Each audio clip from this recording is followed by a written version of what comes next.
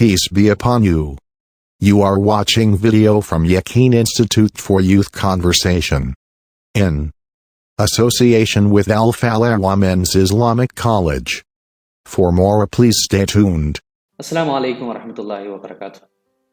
Calicut യൂണിവേഴ്സിറ്റിയുടെ B.A Arabic 5th semester commercial Arabic പേപ്പറിൻ്റെ part 3 ആണ് നമ്മൾ ഇന്ന് പരിശോധിക്കുന്നത്. ഞാൻ Muhammad Sadiq bin Ibrahim from YaQeen institute for youth conversation in association with Al-Falah Women's Islamic College. Welcome to all again. ഒന്നാമത്തെ യൂണിറ്റാണ് നമ്മൾ പരിശോധിച്ചുകൊണ്ടിരിക്കുന്നത്. അതിനകത്ത് 3 ചാപ്റ്ററുകളാണുള്ളത്. الرسالة في العربية الرسائل الشخصية. ഇവ രണ്ടും നമ്മൾ നേരത്തെ നോക്കിക്കഴിഞ്ഞതാണ്. അതിൻ്റെ ഡിസ്ക്രിപ്ഷൻ ബോക്സിൽ ഇതിൻ്റെയൊക്കെ ലിങ്ക് കൊടുത്തിട്ടുണ്ട്. നമ്മളിത് 3ാമത്തെ ചാപ്റ്റർ നോക്കാം. الرسائل الرسمية അഥവാ ഫോർമൽ ലെറ്റേഴ്സ്. അൻവാഉ റസായിൽ തുൻഖസിമു റസായിൽ അസ്ലിയൻ ഇലാ ഖിസ്മൈൻ. രണ്ടായിട്ട് ബേസിക്കലി ഇതിനെ തരംതിരിക്കാം. അൽ അവൽ അറസായിലു ഷഖ്സിയ വസാനി അറസായിലു റസ്മിയ. റസായിലു റസ്മിയ എന്ന് പറയുന്നത് ഒഫീഷ്യൽ ലെറ്റർ അല്ലെങ്കിൽ ഫോർമൽ ലെറ്റർ എന്നിങ്ങനെ 2 രീതിയിലും പറയാവുന്നതാണ്. മഹമ തതവറുൽ മാലൂമാത്തു ടെക്നോളജിയ, ഇൻഫർമേഷൻ ടെക്നോളജി എത്ര തന്നെ വികസിച്ചാലും ശരി, തബക്ക കിതാബത്തുൽ റസായിലു റസ്മിയ ഹയവിയ, ഒഫീഷ്യൽ ലെറ്ററുകൾ ഇവിടെ ജീവനോടെ നിലനിൽക്കുക തന്നെ ചെയ്യും. ഹെവിയ ജീവനോടെ അഥവാ ലൈവായിട്ട് ഇവിടെ ഉണ്ടാവും. കാരണം എന്താണ്? കാരണം ഫോർമൽ ലെറ്റർ എന്ന് പറയുന്നത് ഒരു പ്രൂഫാണ്, എവിഡൻ്റ് ആണ്, ഓതൻറ്റിക് ആണ്. അത് എത്ര കാലം കഴിഞ്ഞാലും ഒഴിവാക്കാൻ കഴിയില്ല. ഇൻഫർമേഷൻ ടെക്നോളജിയുടെ വരവോടുകൂടി അഥവാ ഇൻസ്റ്റൻറ്റ് മെസ്സേജുകൾ, വാട്സപ്പ്, ടെലഗ്രാം, ഇൻസ്റ്റാഗ്രാം, അതുപോലെ തന്നെ ഫേസ്ബുക്ക് മെസ്സഞ്ചർ, ഇങ്ങനെ നിരവധിയായ സോഷ്യൽ മീഡിയ ആപ്പുകളൊക്കെ വന്നപ്പോൾ പേഴ്സണൽ ലെറ്ററുകളൊക്കെ പരമാവധി ഇല്ലാതായി. ആരും ഇപ്പോൾ പേഴ്സണൽ ലെറ്റർ അയക്കുന്ന പരിപാടിയില്ല. പക്ഷേ ഫോർമൽ ലെറ്റർ ഇവിടെ നിലനിൽക്കും. റസായിലു റസ്മിയ ഹിയ റസായിലു ലത്തി തൂജഹു ഇലാ ഫിഅത്തിൻ മുഅയ്യിൻ. ഒരു പ്രത്യേക വിഭാഗം ആളുകൾക്കിടയിലാണ് അത് എപ്പോഴും നിലനിൽക്കുക. അങ്ങനെയുള്ളൊരു ലെറ്റർ ഡ്രാഫ്റ്റിംഗ് രീതിയാണ് ഈ റസ്മിയ എന്ന് പറയുന്നത്.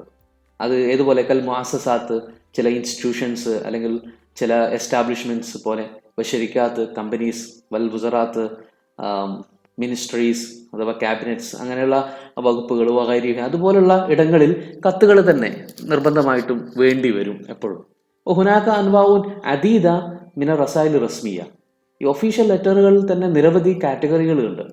മിസ്ല റിസാലത്തു ത്വലബിൽ അമൽ, ജോബ് ആപ്ലിക്കേഷൻ ലെറ്റേഴ്സ്, ഔ ത്വലബിൽ ലിൽ ഇജാസ, ലീവ് ആപ്ലിക്കേഷൻ ലെറ്റേഴ്സ്, ഔ ത്വലബുൻ ലിൽ ഇസ്തിഖാല, റെസിഗ്നേഷൻ ലെറ്റർ അഥവാ രാജിക്കത്തുകൾ, അവിൽ ബൈ സെല്ലേഴ്സ് അയക്കുന്ന കത്തുകൾ അഥവാ ഇൻവോയ്സസ് എന്നൊക്കെ വേണമെങ്കിൽ പറയാം. അപ്പോൾ ഷെറാ പർച്ചേസിങ് ലെറ്റേഴ്സ്, ഔ തലബുലിൽ കുത്തുബ്, ഓർഡർ ഫോർ ബുക്സ്, കിതാബുകൾ, വലിയ വലിയ ബണ്ടിൽ ഓഫ് കിതാബുകൾക്ക് വേണ്ടിയിട്ട് ലൈബ്രറികൾ, സ്ഥാപനങ്ങളൊക്കെ പബ്ലിഷേഴ്സിന് അല്ലെങ്കിൽ ഡിസ്ട്രിബ്യൂട്ടേഴ്സിനൊക്കെ കത്തുകൾ അയക്കും. അത്തരം കത്തുകൾ. ഔ തലബുലി ഷഹാദത്തിൽ ബക്കാലരിയൂസ് വൽ മാജിസ്ട്രി ഇലാഹ്, അഥവാ യൂണിവേഴ്സിറ്റികളിലൊക്കെ കത്തയച്ചിട്ട് നമുക്ക് ഡിഗ്രി, PG സർട്ടിഫിക്കറ്റുകളൊക്കെ വേണം എന്ന് റിക്വസ്റ്റ് ചെയ്യുന്ന കത്ത്. ഇങ്ങനെ നിരവധിയായ ഐറ്റംസ്, ഇനങ്ങൾ ഈ ഒഫീഷ്യൽ ലെറ്ററുകൾക്കകത്തുണ്ട്. എന്തൊക്കെയെന്ന് നമ്മൾ ഇൻഷാ അല്ലാഹ് വഴിയെ പരിശോധിക്കുന്നതാണ്. ഇപ്പം നമുക്ക് ഖസായിസു റിസാല റസ്മിയ ഒന്ന് നോക്കാം. എന്താണ് ഈ കത്തുകളുടെ പ്രത്യേകതകൾ? വലിയ റസായിൽ റസ്മിയ ഇദ്ദത്തു ഖസായിസിൻ അല്ലത്തി തുമയ്യിസുഹ മിന റസായിൽ ഷഖ്സിയ. പേഴ്സണൽ ലെറ്റേഴ്സിൽ നിന്ന് ഇതിനെ വ്യതിരിക്തമാക്കുന്ന നിരവധി ഘടകങ്ങളുണ്ട്. വല്ലഹമ്മു മിൻഹ മായരി, ചിലത് മാത്രം നമുക്ക് താഴെ നോക്കാം. ലുഗത്തു ഹാദിഹി റസായിലി മുബാഷിറത്തുൻ ഹൈസു ലാ തഹ്വി അൽ ഗമൂദു ഫിഹ. ഇതിൻ്റെ ഭാഷ വളരെ ഡയറക്റ്റ് ഭാഷയായിരിക്കണം. നേരെ പോ, പറയാനുള്ളത് അങ്ങോട്ട് പറയണം. അല്ലാതെ അതിൽ ഒളിച്ചു വെക്കുക, വ്യംഗ്യമായി വെക്കുക, ദുർഗ്രാഹ്യമായി വെക്കുക, സൂചന കൊടുക്കുക, അതൊരു പരിപാടിയൊന്നും ഇവിടെ പറ്റില്ല. ഇവിടെ ഡയറക്റ്റ്ലി എന്താണ് നിങ്ങൾക്ക് പറയണം അത് അങ്ങോട്ട് പറഞ്ഞു തീർക്കണം. അതാണ് ഈ ഭാഷയുടെ ഒരു പ്രത്യേകത. തക്തുബുൽ മൗലൂ ഫിഹ ബി ഷക്ലി മുബാഷിറിൻ ബിൽ ഈജാസി വൽ ഈലാഹ്. പിന്നെ ഇതിൻ്റെ ടോപ്പിക്ക് എഴുതുമ്പോൾ, ഇതിൻ്റെ വിഷയം, സബ്ജക്റ്റ് എഴുതുമ്പോൾ ശ്രദ്ധിക്കേണ്ട കാര്യം എന്താണെന്ന് പറഞ്ഞാൽ അത് വളരെ ഈജാസ് ആയിരിക്കണം. അഥവാ അതിൽ പറയാനുള്ളത് ഷോർട്ടായിട്ട് പറഞ്ഞിരിക്കണം. വൽ ഈലാഹ്, അതേസമയം തന്നെ വളരെ ക്ലാരിറ്റി ഉണ്ടാവണം. ഷോർട്ടായി വളരെ ക്ലാരിറ്റിയോടുകൂടി വേണം ഇതിൽ സംസാരിക്കാൻ, ഭാഷകൾ പ്രയോഗിക്കാൻ. അതുപോലെ തന്നെ വൽ ഇബ്തിആദു മിനൽ ആതിഫ അവിൽ മുലാമഹ് അഷ്ഖ്സിയ. വൈകാരികതകളൊന്നും ഇതിൽ പാടില്ല. ഇബ്തിആദ് എന്ന് പറഞ്ഞാൽ ഡിസ്റ്റൻസ് കീപ്പ് ചെയ്യണം, മാറ്റി വെക്കണം. അഥവാ നമ്മൾ നേരത്തെ ഷഖ്സിയായ പേപ്പർ ലെറ്റേഴ്സ് പരിശോധിക്കുമ്പോൾ പറഞ്ഞു അതിനകത്ത് വളരെ വൈകാരിക ഇമോഷണൽ ആയിട്ടുള്ള കുറേ എക്സ്പ്രഷൻസ് ഒക്കെ കാണാമെന്ന് പറഞ്ഞു. ഇവിടെ അതൊന്നും പാടില്ല. ആതിഫ എന്ന് പറഞ്ഞാൽ ഇമോഷണൽ ആയിട്ടുള്ള രീതികൾ പാടില്ല. അവൽ മുലാമഹ് ഷഖ്സിയ, പേഴ്സണൽ ആയിട്ടുള്ള മറ്റെന്തെങ്കിലും ഘടകങ്ങൾ ഫീച്ചേഴ്സ് ഒന്നും ഇതിൽ കാണിക്കാൻ പാടില്ല. വളരെ സ്ട്രൈറ്റ് ഫോർവേഡ് ആയിരിക്കണം. നാലാമത്തെ പോയിന്റ് എന്ന് പറയുന്നത് വൽ മുഹാഫലത്തു അല തസൽസലിൽ അഫ്കാരി വ ഇർത്തിബാത്തിഹ ബിബാലിഹ അൽ ബാദ്. അതായത് അൽ മുഹാഫലത്തു അല എന്ന് പറഞ്ഞാൽ ടു ബി കെപ്റ്റ്, സൂക്ഷിച്ചിരിക്കണം, ശ്രദ്ധിക്കണം, ഉണ്ടായിരിക്കണം. എന്താണ് തസൽസുലിൽ അഫ്കാർ? നമ്മൾ പ്രകടിപ്പിക്കുന്ന ചിന്തകളുടെ അല്ലെങ്കിൽ പോയിന്റുകളുടെ ഒരു തുടർച്ച, അതൊരു സീക്വൻസ് കീപ്പ് ചെയ്യാൻ നമുക്ക് കഴിയണം. ഒന്ന് പറഞ്ഞ് പിന്നെ വേറെന്തോ പറഞ്ഞ് പിന്നെ വേറെന്തോ ഒരു കാര്യം പറഞ്ഞു, അങ്ങനെ ആവാൻ പാടില്ല. ഒന്നിന് പുറകെ ഒന്നായിട്ട് അതിൻ്റെ ആ ഒരു തുടർച്ച, അതിൻ്റെ ഒരു ശ്രേണി കീപ്പ് ചെയ്യാൻ നമുക്ക് കഴിയണം. ഇർത്തിബാത്തുഹ ബി ബാലിഹ ബാൽ, ഒരു പോയിന്റിൽ നിന്ന് അടുത്ത പോയിന്റിലേക്ക് കടക്കുമ്പോൾ രണ്ടും തമ്മിലുള്ള ബന്ധം എന്താണ് എന്നുകൂടി അതിൽ പ്രകടമായിരിക്കണം. ഇർത്തിബാത്ത് എന്ന് പറഞ്ഞാൽ കണക്ഷൻ, തസൽസുലുൽ അഫ്കാർ എന്ന് പറഞ്ഞാൽ ചിന്തകളുടെ ഒരു സീക്വൻസ് ഓഫ് തോട്ട് അല്ലെങ്കിൽ സീക്വൻസ് ഓഫ് പോയിന്റ്സ്, അത് കീപ്പ് ചെയ്യാൻ ശ്രദ്ധിക്കണം. അഞ്ചാമത്തെ പോയിന്റ് അൽ ഇബ്തിയാദ് നേരത്തെ പറഞ്ഞു, ടു ബി കെപ്റ്റ്, എന്താണ് ടു കീപ് ദ ഡിസ്റ്റൻസ്, ഒരു അകൽച്ച, അത് മീൻസ് സൂക്ഷിക്കണം, ഉണ്ടാകാതിരിക്കാൻ ശ്രദ്ധിക്കണം. മുഹാഫദത്ത് എന്ന് പറഞ്ഞാൽ ഉണ്ടായിരിക്കാൻ സൂക്ഷിക്കണം എന്നാണ്. ആൻഡ് ഇസ്തിഖ്ദാമിൽ മുഹ്സനാത്തിൽ ബദിയ്യ വൽ മജാസ്, ഇതിന്റെ ഭാഷയിൽ എന്താ പറയുക, ഭംഗി വാക്കുകൾ, റെറ്ററിക് ആയിട്ടുള്ള വാക്കുകൾ, ഭംഗി വാക്ക്, മുഖസ്തുതി, ആലങ്കാരികമായ പ്രയോഗങ്ങൾ, അത്തരം പ്രയോഗങ്ങളൊന്നും പാടില്ല. ബദിയ്യ എന്ന് പറഞ്ഞാൽ ഭംഗി വാക്ക്, റിട്ടറിക് ആയിട്ടുള്ള വാക്കുകൾ, മജാസ് എന്ന് പറഞ്ഞാൽ ആലങ്കാരികമായ വാക്കുകൾ, ഇതൊന്നും ഉപയോഗിക്കാൻ പാടില്ല. പിന്നെ ഇഖ്തിയാറുൽ കലിമാത്തുൽ മുനാസബ്, വളരെ സ്യൂട്ടബിൾ ആയിട്ടുള്ള പദങ്ങൾ സെലക്ട് ചെയ്യണം. വദഉഹ ഫിൽ മക്കാനിൽ മുനാസബ്, വളരെ സ്യൂട്ടബിൾ ആയിട്ടുള്ള സ്ഥലത്ത് തന്നെ അത് ഫിറ്റ് ചെയ്യുകയും വേണം. അപ്പോൾ പദങ്ങൾ, വാക്കുകൾ അതൊക്കെ വളരെ ശ്രദ്ധിച്ച് സൂക്ഷ്മതയോടെ കൈകാര്യം ചെയ്യണം. അടുത്ത പോയിന്റ് വൽ മുഹാഫലത്തു അലസ്സുദ്ഖ്, വളരെ സത്യസന്ധമായിരിക്കണം നിങ്ങൾ സംസാരിക്കുന്നത്. പ്രത്യേകിച്ച് ജോബ് ഓഫ് ആപ്ലിക്കേഷന് വേണ്ടിയിട്ടുള്ള അപേക്ഷയാണെങ്കിൽ നിങ്ങൾ ആരാണെന്ന് പറയുമ്പോൾ നിങ്ങളെക്കുറിച്ചാണ് അതിൽ പറയേണ്ടത്, അല്ലാതെ വേറെ ആരെയോ പോലെ ഇമാജിൻ ചെയ്തിട്ട് ഇമിറ്റേറ്റ് ചെയ്തിട്ടൊന്നും നിങ്ങൾ പറയാൻ പാടില്ല. വളരെ സത്യസന്ധമായിട്ട് പറയണം. വൽ മൗദൂഇയ്യ, വളരെ വസ്തുനിഷ്ഠമായിട്ട് പറയണം. ഫിൽ കിതാബത്തി, എഴുത്തിൽ. അതുപോലെ തന്നെ അനിൽ മൗദു, വിഷയം, നിങ്ങൾ എന്ത് ടോപ്പിക്കാണോ പറയുന്നത് അതിൽ വസ്തുനിഷ്ഠമായും സത്യസന്ധമായിട്ടും എഴുതാൻ നിങ്ങൾ ശ്രദ്ധിച്ചിരിക്കേണ്ടതുണ്ട്. അതുപോലെ തജ്നിബുൽ അഖ്താ അൽ ഇംലാഇയ്യ വൽ ലുഗവിയ്യ, സ്പെല്ലിംഗ് മിസ്റ്റേക്സ് അല്ലെങ്കിൽ ഗ്രാമാറ്റിക്കൽ മിസ്റ്റേക്സ് ഇതൊക്കെയും ഒഴിവാക്കണം. തജ്നബു എന്ന് പറഞ്ഞാൽ ഒഴിവാക്കുക, അൽ അഖ്താ ഉൽ ഇംലാഇയ്യ, സ്പെല്ലിംഗ് മിസ്റ്റേക്സ്, അതുപോലെ വൽ ലുഗവിയ്യ, ഗ്രാമാറ്റിക്കൽ മിസ്റ്റേക്സ്, ഇതൊന്നും വരാതിരിക്കാൻ പ്രത്യേകം ശ്രദ്ധിക്കേണ്ടതാണ്. ഇനി എന്തൊക്കെ ഘടകങ്ങൾ, എലമെന്റ്സ് ആണ് ഈ ഫോർമൽ ലെറ്റേഴ്സിൽ ഉണ്ടായിരിക്കേണ്ടത് എന്ന് കൂടി നമ്മൾ പരിശോധിക്കാൻ പോവുകയാണ്. തതഅല്ലഫു റസായിലു റസ്മിയ മിൻ ഇദ്ദത്തി അനാസുരി, ധാരാളം ഘടകങ്ങൾ ചേർന്നിട്ടാണ് ഫോർമൽ ലെറ്ററുകൾ എഴുതപ്പെടുന്നത്. ഹിയമായലി ഉൻവാനുർ റിസാല, കത്തിനൊരു ടോപ്പിക്, ഒരു സബ്ജക്റ്റ് ഉണ്ടായിരിക്കണം. അല്ലതി യദുല്ലു അലൽ മൗലൂഇ അല്ലതി സതുആലജു അൻഹു, ഇതിൽ ഏത് മാറ്റർ ആണോ കൈകാര്യം ചെയ്യാൻ പോകുന്നത് ഈ കത്തിൽ, അതിനെ സൂചിപ്പിക്കുന്ന ഒരു സബ്ജക്റ്റ് മുകളിൽ എഴുതിയിരിക്കണം. നിങ്ങൾ ഒഫീഷ്യൽ ലെറ്റേഴ്സ് ഒക്കെ കണ്ടാൽ നിങ്ങൾക്ക് അറിയാം, സബ് എന്ന് പറഞ്ഞിട്ട് ഒരു കാര്യം എഴുതുന്നുണ്ടാവും. ഉദാഹരണത്തിന് ഇപ്പം നിങ്ങളുടെ 5th സെമ്മിലെ ഒരു എക്സാം മാറ്റി വെച്ചു എന്ന് യൂണിവേഴ്സിറ്റി നോട്ടിഫിക്കേഷൻ ഇറക്കുകയാണെങ്കിൽ അതിൽ മുകളിൽ സബ് എഴുതിയിട്ടുണ്ടാകും, ഇന്ന എക്സാം മാറ്റി വെക്കുന്നത് സംബന്ധിച്ച്. ഇതായിരിക്കും എൻ്റെ സബ്ജക്റ്റ്, വിഷയം. അപ്പോൾ പിന്നെയാണ് കത്തിലേക്ക് കിടക്കുക. അതിന് മുമ്പ് ഇങ്ങനെ സബ് ഉണ്ടായിരിക്കണം, സബ്ജക്റ്റ് ഉണ്ടായിരിക്കണം, ഉൻവാൻ ഉണ്ടായിരിക്കണം. പ്രത്യേകിച്ച് ഇമെയിലൊക്കെ ചെയ്യുന്നവർക്ക് നിങ്ങൾക്ക് അറിയാം, സബ്ജക്റ്റ് എന്ന് പറഞ്ഞിട്ട് എഴുതാൻ ഒരു കോളം തന്നെ അതിൽ കാണാവുന്നതാണ്. രണ്ടാമത്തെ ഘടകം ഉൻവാനുൽ മുർസിലി ഫിൽ ജാനിബിൽ ഉൽവി അൽ ഐസർ മിനസ്സഫ, പേപ്പറിൻ്റെ മുകളിൽ ഇടതുഭാഗത്തായിട്ട് കത്ത് എഴുതുന്ന ആളുടെ അഡ്രസ്സ് രേഖപ്പെടുത്തണം. മുർസിൽ, കത്ത് എഴുതുന്ന ആൾ. അപ്പോൾ മുകളിൽ ഇടതുഭാഗത്ത് കത്തിൻ്റെ പേപ്പറിൻ്റെ. വൈൻ കാനൽ മുർസിൽ മുമസ്സിലൻ ശരിക്കാം മുഅയ്യന, ചിലപ്പോൾ നമ്മൾ പേഴ്സണലി എഴുതുന്ന കത്തായിരിക്കാം, ചിലപ്പോൾ നമ്മളൊരു കമ്പനിക്ക് വേണ്ടിയിട്ട് അല്ലെങ്കിൽ ഒരു സ്ഥാപനത്തിന് വേണ്ടിയിട്ട് ഒരു ഇൻസ്റ്റിറ്റ്യൂഷന് വേണ്ടിയിട്ട് റെപ്രസെൻറ്റേറ്റീവായിട്ട് എഴുതുന്ന കത്തുകളായിരിക്കാം. മുമസ്സിൽ മീൻസ് റെപ്രസെൻറ്റേറ്റീവ്. അപ്പോൾ നമ്മളൊരു കമ്പനിയുടെ റെപ്രസെൻറ്റേറ്റീവ് ആയിട്ടാണ് എഴുതുന്നത്. ഞാനൊരു മാനേജറാണ്, ഒരു കമ്പനിയുടെ മാനേജറാണ്, എൻ്റെ കമ്പനിയിലേക്ക് ഇത്ര ബണ്ടിൽ പുസ്തകങ്ങൾ വേണം, അല്ലെങ്കിൽ ഇത്ര ബണ്ടിൽ ഇന്ന ടൂളുകൾ വേണം എന്ന് പറഞ്ഞിട്ട് ഞാൻ കത്തയക്കണം. അപ്പോൾ മാനേജർ എന്ന നിലക്കാണ് അയക്കുന്നത്. അപ്പോൾ ഞാൻ കമ്പനിയുടെ റെപ്രസെൻറ്റേറ്റീവ് ആണ്. അങ്ങനെയാണ് എഴുതുന്നതെങ്കിൽ, ഈ ശരിക്കത്ത് മുഅയ്യന ഏതോ ഒരു പ്രത്യേക കമ്പനിക്ക് വേണ്ടിയിട്ടാണ് ഞാൻ എഴുതുന്നതെങ്കിൽ, ഫാലൈഹി അൻ യക്തുബ ഉൻവാനു ശരിക്ക, എൻ്റെ പേരെഴുതി ഉടനെ എന്ത് വേണം, ഞാൻ കമ്പനിയുടെ അഡ്രസ്സ് കൂടി അവിടെ കൊടുക്കണം. കമ്പനിയെ റെപ്രസെൻറ്റ് ചെയ്യുമ്പോൾ കമ്പനിയുടെ അഡ്രസ്സാണ് കൊടുക്കേണ്ടത്. ഇല്ല അങ്ങനെ, ഇനി അങ്ങനെയല്ല, ഞാൻ എനിക്ക് തന്നെ വേണ്ടി ഞാൻ പേഴ്സണലായിട്ട് ഒഫീഷ്യൽ ലെറ്റർ അയക്കുകയാണെങ്കിൽ ഉൻവാനു ഷഖ്സി ഫഖത്ത്, എൻ്റെ പേഴ്സണൽ അഡ്രസ്സ് എഴുതിയാൽ മതി. അപ്പോൾ ഒഫീഷ്യൽ ലെറ്ററിൽ തന്നെ ഒരു വ്യക്തി എന്ന നിലക്ക് നമുക്ക് കത്തയക്കാം, ഒരു കമ്പനിയുടെ ആളെന്ന നിലക്കും അയക്കാം. കമ്പനിയുടെ ആളെന്ന നിലക്കാണ് അയക്കുന്നതെങ്കിൽ കമ്പനിയുടെ അഡ്രസ്സ് വേണം, വ്യക്തി എന്ന നിലക്കാണെങ്കിൽ നമ്മുടെ അഡ്രസ്സ് തന്നെ മതി.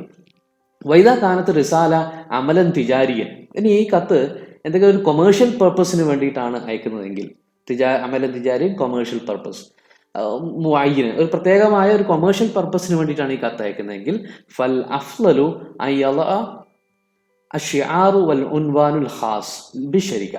അപ്പം അങ്ങനെയാണെങ്കിൽ ഏറ്റവും നല്ലത് എന്താന്ന് പറഞ്ഞാൽ കമ്പനിയുടെ എംബ്ലം, കമ്പനിയുടെ പ്രൈവറ്റ് അഡ്രസ്സ്, അതിൻ്റെ സ്വന്തം അഡ്രസ്സ് ഒക്കെ ഉൾക്കൊള്ളുന്ന രീതിയിൽ ഫി മുൻതസിഫി സഫ, പേപ്പറിൻ്റെ ഒത്ത നടുവിൽ. അപ്പോൾ സെൻട്രൽ ഭാഗത്ത് കമ്പനിയുടെ എംബ്ലവും അഡ്രസ്സും മറ്റ് വിശദാംശങ്ങളും ഒക്കെ വരുന്ന രീതിയിൽ സെറ്റ് ചെയ്യുന്നതാണ് നല്ലത്.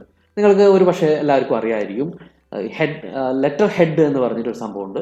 ചില കമ്പനികൾ, ചില സ്ഥാപനങ്ങളൊക്കെ അയക്കുമ്പോൾ ലെറ്റർ ഹെഡിലാണ് കത്തുകൾ അയക്കുക. നേരത്തെ തന്നെ പ്രിന്റഡ് ആയിരിക്കും, കമ്പനിയുടെ പേര് വലുപ്പത്തിൽ, പിന്നെ അതിൻ്റെ emblem, address, phone number, email ഒക്കെ അതിലുണ്ടാവും. പിന്നെ ബാക്കിയുള്ള കാര്യങ്ങൾ അതിൽ എഴുതി ചേർത്താൽ മതി. അപ്പോൾ അതുപോലെ ഒരു ലെറ്റർ ഹെഡ് പോലെയാണ് ഇവിടെ പറയുന്നത്. ഇതൊരു കൊമേഴ്ഷ്യൽ ലെറ്റർ ആണെങ്കിൽ ലെറ്റർ ഹെഡിൽ തന്നെ അയക്കുന്നതാണ് ഏറ്റവും അഫ്ലൽ എന്നാണ് ഇത് സജസ്റ്റ് ചെയ്യുന്നത്.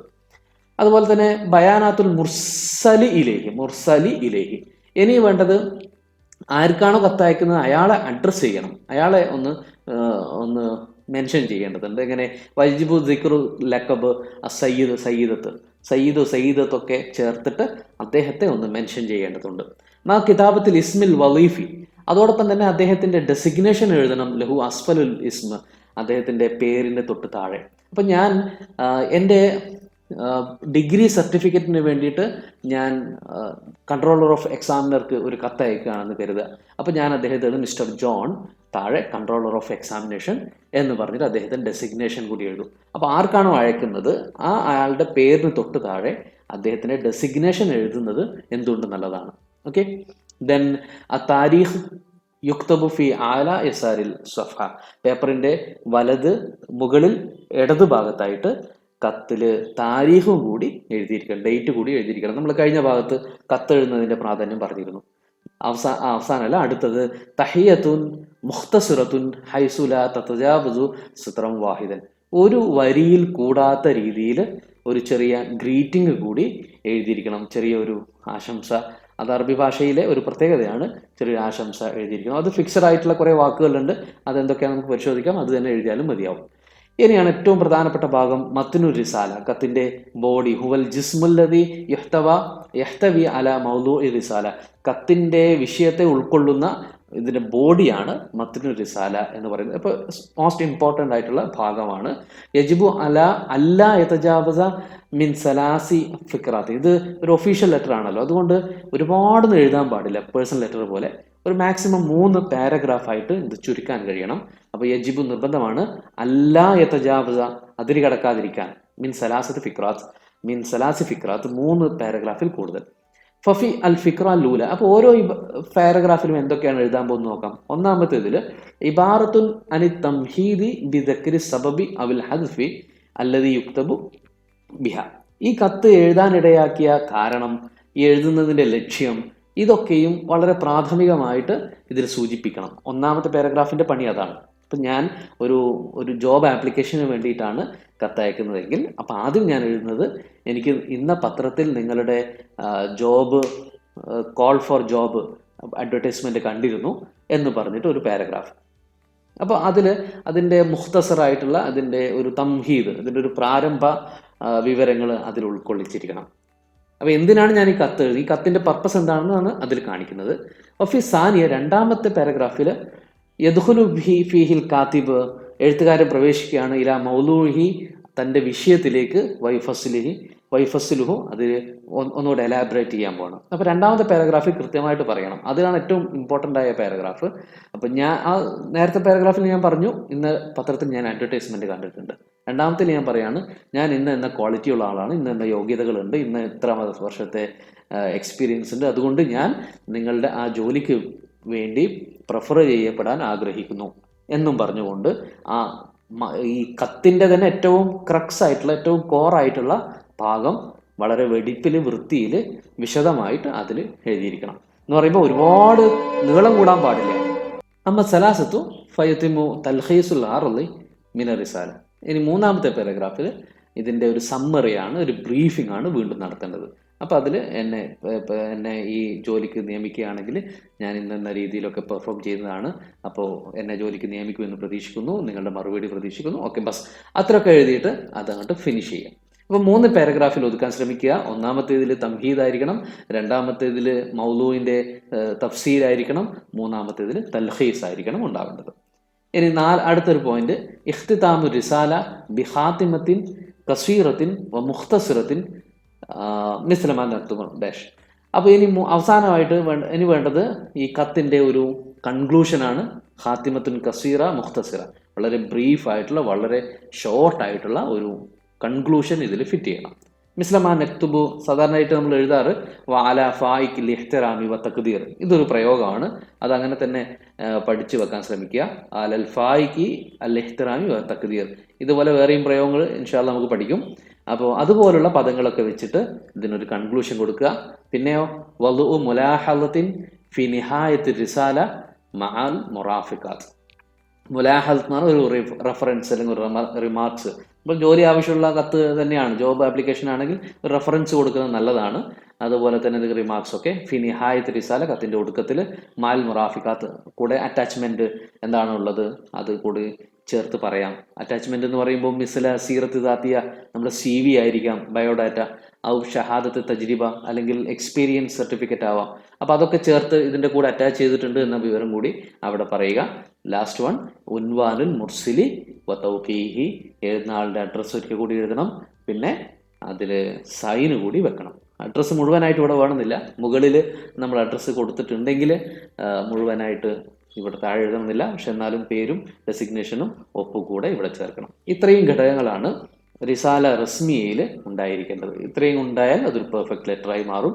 നമുക്കിതിൻ്റെ ഒരു ഫോർമാറ്റും കാര്യങ്ങളൊക്കെ എങ്ങനെയാണ് പ്രാക്ടിക്കലി എഴുതേണ്ടത് എന്നൊക്കെ പരിശോധിക്കേണ്ടതുണ്ട്. ഇൻഷാ അല്ലാഹ് അടുത്ത സെഷനുകളിൽ നമ്മൾ അത് കൈകാര്യം ചെയ്യുന്നതാണ്. അതുവരേക്കും എന്തെങ്കിലും സംശയങ്ങളുണ്ടെങ്കിൽ നേരത്തെ എപ്പോഴും പറയുന്നത് പോലെ കമൻറ്റിൽ ചോദിക്കാവുന്നതാണ്. എല്ലാവരും സബ്സ്ക്രൈബ് ചെയ്തിട്ടുണ്ടാവുമെന്ന് വിചാരിക്കുന്നു. Thank you for watching.